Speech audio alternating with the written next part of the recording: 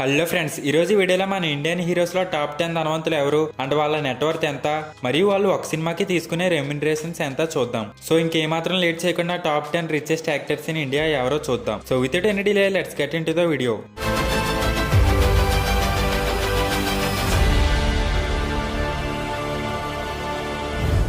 Number 10 Saif Ali Khan. ఆదిపురుషులో రావణాసురుడికి ఇచ్చిన ఈయన బాలీవుడ్ లో పెద్ద స్టార్ హీరో. ఎన్నో సూపర్ హిట్ సినిమాలు తీశారు, కానీ ఈ మధ్యన పెద్దగా ఫామ్ లో లేరు. ప్రస్తుతం విలన్ క్యారెక్టర్స్ ఎక్కువ చేస్తున్నారు. అయితే ఈయనకి ఎన్నో బిజినెస్ లో ఉన్నాయి, అలాగే కొన్ని బ్రాండ్స్ కి బ్రాండ్ అంబాసిడర్ గా కూడా ఉన్నారు. సో అలా ఈయన ఆస్తి విలువ వచ్చేసి 1600 కోట్లు.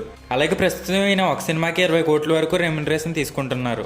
నెంబర్ 9 ఆమిర్ ఖాన్. ఈయనకి సరైన హిట్ పడి చాలా సంవత్సరాలు అయిపోతుంది. కంబ్యాక్ కోసం ఎగరగా వెయిట్ చేస్తున్నారు ఫ్యాన్స్. దంగల్ లాంటి మూవీతో ఇండియన్ బాక్స్ ఆఫీస్ ని షేక్ చేసిన ఈయన తర్వాత దగ్స్ ఆఫ్ హిందుస్థాన్ తో టోటల్ గా డిసప్పాయింట్ చేశారు. ఆ తర్వాత తీసిన మూవీస్ కూడా ఫ్లాప్. మళ్ళీ సాలిడ్ కంబ్యాక్ ఇస్తారేమో వేచి చూడాలి. అయితే ఈయన ప్రెసెంట్ ఒక మూవీకి 80 నుంచి 100 కోట్ల వరకు రెమ్యునరేషన్ తీసుకుంటున్నారు. ఇంక ఈయన నెట్వర్త్ వచ్చేసి 1900 కోట్లు.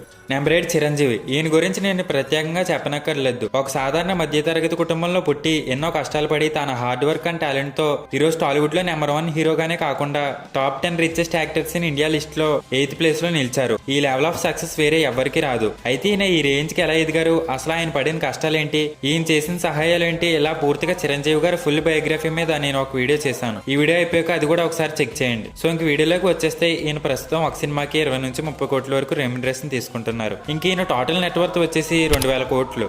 నెంబర్ 7 రామ్ చరణ్.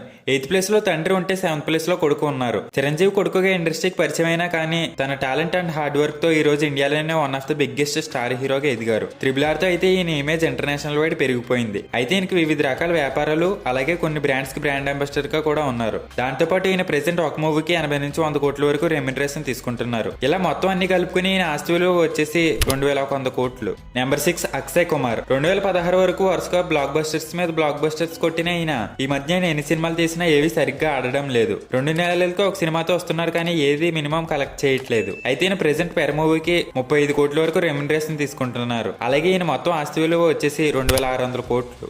నెంబర్ 5 సల్మాన్ ఖాన్. ఈయన పరిస్థితి ప్రస్తుతం పెద్దగా బాగాలేదు. తీసిన ప్రతి సినిమా పోతుంది, అయినా కానీ క్రేజ్ ఏమాత్రం తగ్గలేదు. వరుస పెట్టి చాలానే మూవీస్ చేస్తున్నారు. ఈయనకి చాలా బిజినెస్ లు ఉన్నాయి, అలాగే ఎన్నో బ్రాండ్స్ కి బ్రాండ్ అంబాసిడర్ గా కూడా కొనసాగుతున్నారు. అండ్ ప్రెసెంట్ ఒక మూవీకి 80 నుంచి 100 కోట్ల వరకు రెమ్యునరేషన్ తీసుకుంటున్నారు. సో ఇలా మొత్తం అన్ని కలుపుకుని ఈయన ఆస్తి విలువ వచ్చేసి 2850 కోట్లు.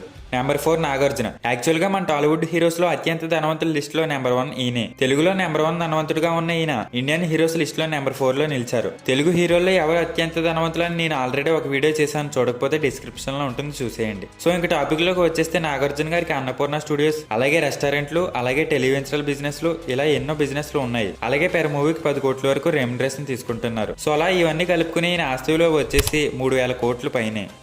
నెంబర్ 3 హృతిక్ రోషన్. బాలీవుడ్ హీరోస్ లో హాలీవుడ్ రేంజ్ కట్అవుట్ ఉన్న హీరో అయిన. కెరీర్ స్టార్టింగ్ నుంచి ఎన్నో జానర్స్ లో రకరకాల సినిమాలు చేస్తూ వచ్చారు. ఈ మధ్యన గ్యాప్ తీసుకుని మన ఫైటర్ అనే మూవీతో మళ్ళీ ఫామ్ లోకి వచ్చారు. బాలీవుడ్ హీరోస్ లో కాంట్రవర్సీలకు చాలా దూరంగా ఉండే హీరో అయిన. అయితే ఈయన ఒక సినిమాకి 90 కోట్ల వరకు రెమ్యునరేషన్ తీసుకుంటున్నారు. అలాగే ఈయన నెట్వర్త్ వచ్చేసి 3100 crores. నెక్స్ట్ ఎవరో చూసే ముందు ఈ వీడియో ఎక్కడి వరకు చూసారంటే మీకు నచ్చిందని అనుకుంటున్నాను. నచ్చితే వీడియోకి లైక్ చేసి ఇలాంటి మరెన్నో వీడియోస్ కోసం నా ఛానల్ ని సబ్స్క్రైబ్ చేసుకోండి. సో ఇంక నెక్స్ట్ నెంబర్ 2 అమితాబ్ బచ్చన్. టాలీవుడ్ కి చిరంజీవి ఎలాగో బాలీవుడ్ కి అమితాబ్ బచ్చన్ అలాగా. అది నేను ప్రత్యేకంగా చెప్పనక్కర్లేదు అనుకోండి. అయితే ఎన్నో బ్లాక్ బస్టర్స్ తో బాలీవుడ్ బాద్షాగా ఎదిగిన ఈయన ఇప్పుడు ఓల్డ్ అయిపోవడంతో దాని ఏజ్ కి తగ్గ రోల్స్ చేస్తూ మంచి క్యారెక్టర్ ఆర్టిస్ట్ గా కొనసాగుతున్నారు. దానికి గాను ఈయన ఒక సినిమాకి ప్రస్తుతం 10 కోట్ల వరకు రెమ్యునరేషన్ తీసుకుంటున్నారు. అలాగే ఎన్నో బిజినెస్ లు ఉన్నాయి. సో అవన్నీ కలుపుకుని ఈయన నెట్వర్త్ వచ్చేసి 3200 కోట్లు. నెంబర్ 1 షారుఖ్ ఖాన్. బాలీవుడ్ లో ఈయన క్రేజ్ ఎలాంటితో నేను ప్రత్యేకంగా చెప్పాలా, బాలీవుడ్ కింగ్ అంటారు ఫ్యాన్స్. ఇంకా recent blockbusters Pathaan and Jawan తో back to back 1000 crores collect చేసి బాలీవుడ్ కి పునర్వైభవాన్ని తెచ్చారు. అలాగే ఈయనకి మంచి కంబ్యాక్ కూడా అయ్యింది. ఈయనకి ఇండియాలోనే కాదు, ఫారిన్ కంట్రీస్ లో కూడా విపరీతమైన క్రేజ్ అండ్ ఎంతో మంది ఫ్యాన్స్ ఉన్నారు. అయితే ఈయన ప్రెసెంట్ ఒక మూవీకి 100 నుంచి 150 కోట్ల వరకు రెమ్యునరేషన్ తీసుకుంటున్నారు. ఇంకీయన నెట్వర్త్ వచ్చేసి 6300 కోట్లు.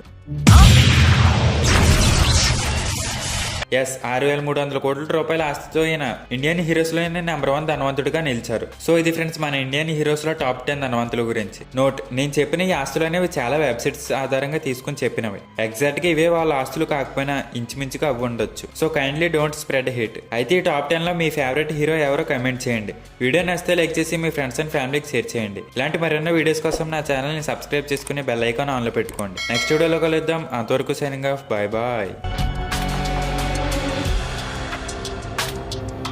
Preview.